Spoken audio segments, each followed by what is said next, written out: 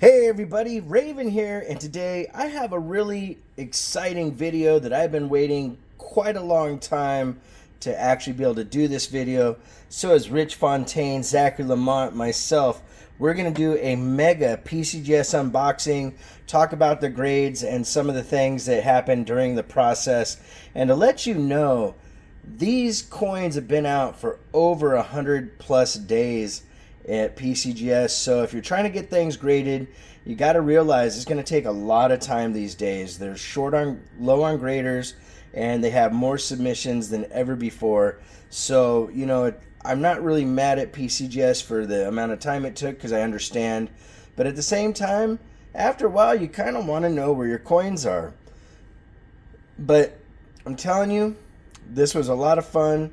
Really cool that I was able to submit some coins for a couple people in the nest.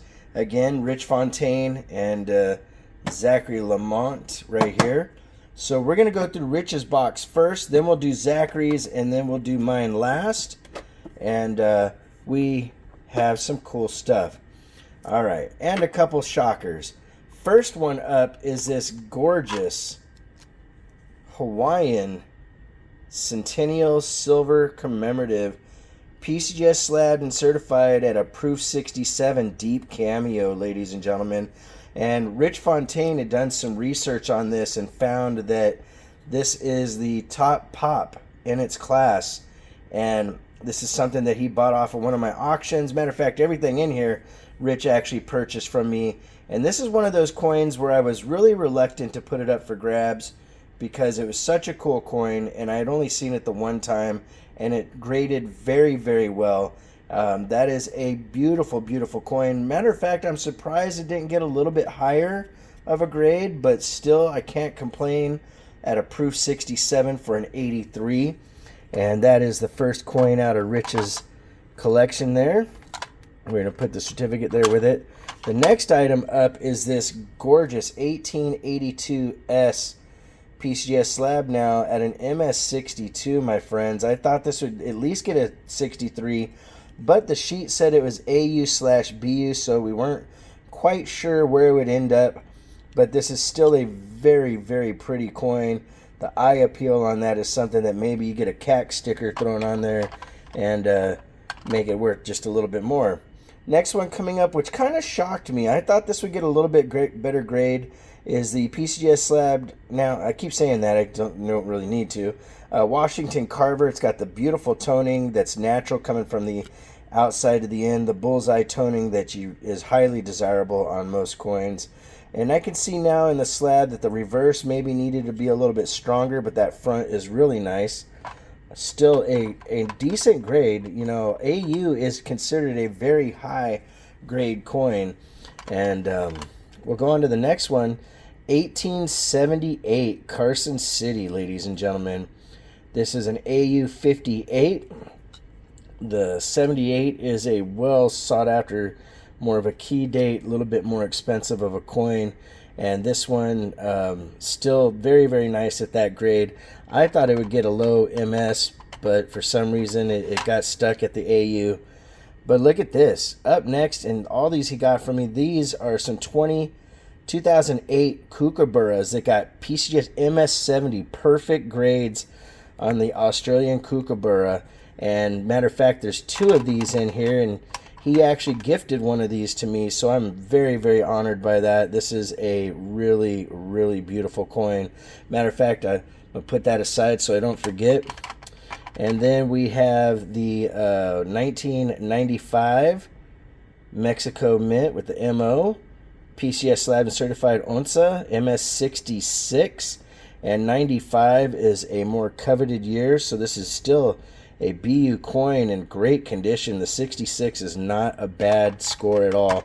The one bummer, or actually we have two bummers, and this is this coin right here didn't cross grade. We thought it would get at least, you know, MS, but it didn't get the grade that we wanted, so it stayed in its original slab. That might be something that we crack out and send again down the road. And then there was another commemorative here that was a Huguenot that came back cleaned.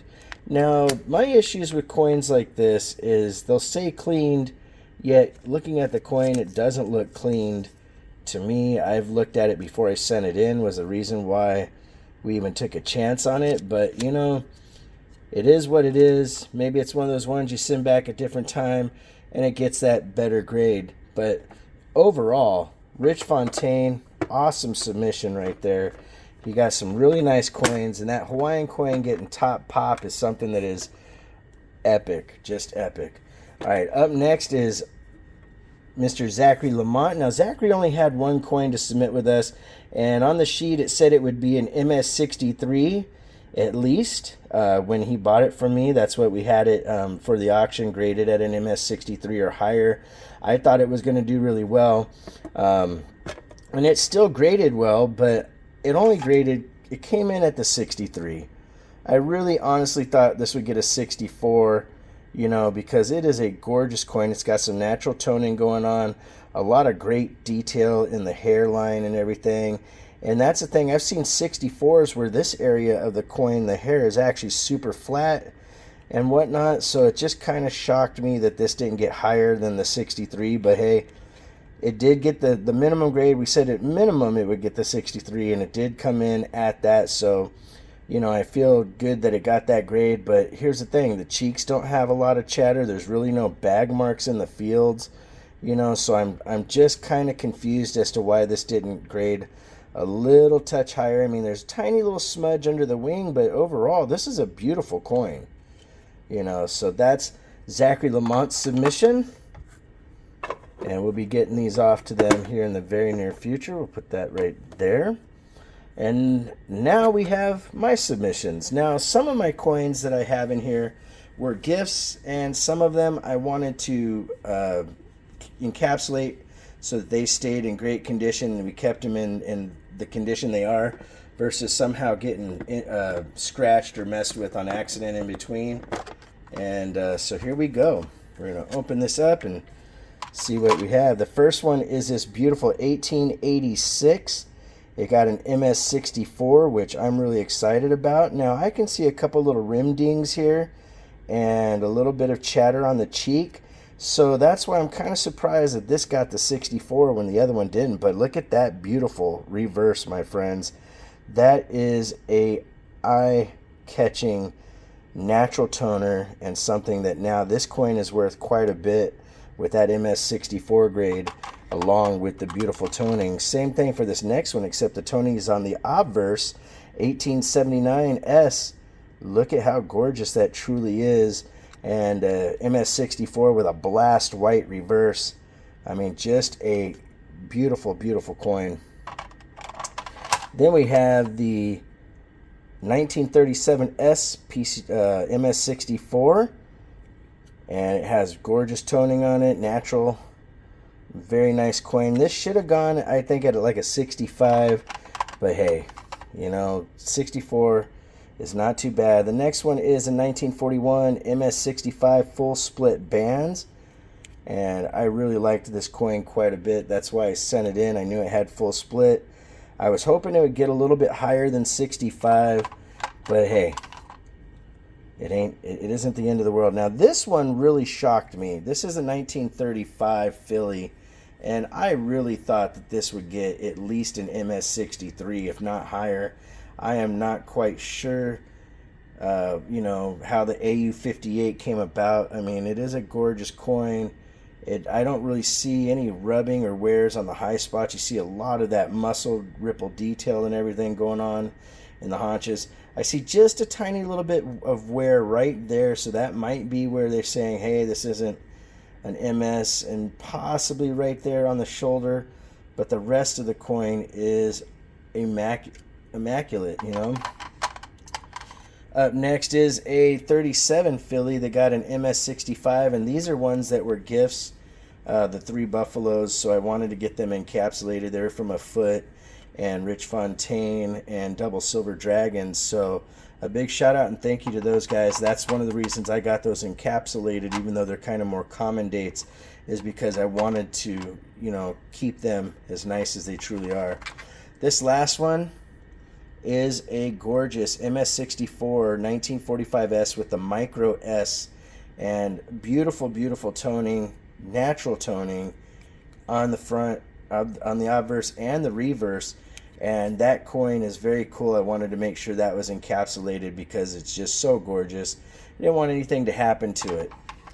The last one here, and this was a real letdown. It says that it's a damaged. It's a 1837. I don't want anything that's damaged in holders, so they said that this used to be a jewelry piece somehow. It says mount removed. And I can see where there's a little bitty mark kind of here and kind of here, but you know, the coin isn't cleaned and it's not, I mean, the damage is surprising that they're saying it. You can see a little bit of a little spot here and a little spot there. And for a coin from 1837 that was a gift from Rich Fontaine, I thought, and he thought, and other people that looked at it, even Washington State Jag fans that bid on it against Rich Fontaine, we all thought that that should grade nicely. But sometimes you win and sometimes you lose, but you can't go wrong when pretty much every coin that was submitted hit the mark or came very close to it. And I'm very happy overall. All right, if you want to correspond, it's RavenHawkCoins@gmail.com. Our P.O. Box is 721-296, Norman, Oklahoma, 73070. Like always, please make sure to take care of one another, and we'll see you real soon. RavenHawk Coins, have a great day.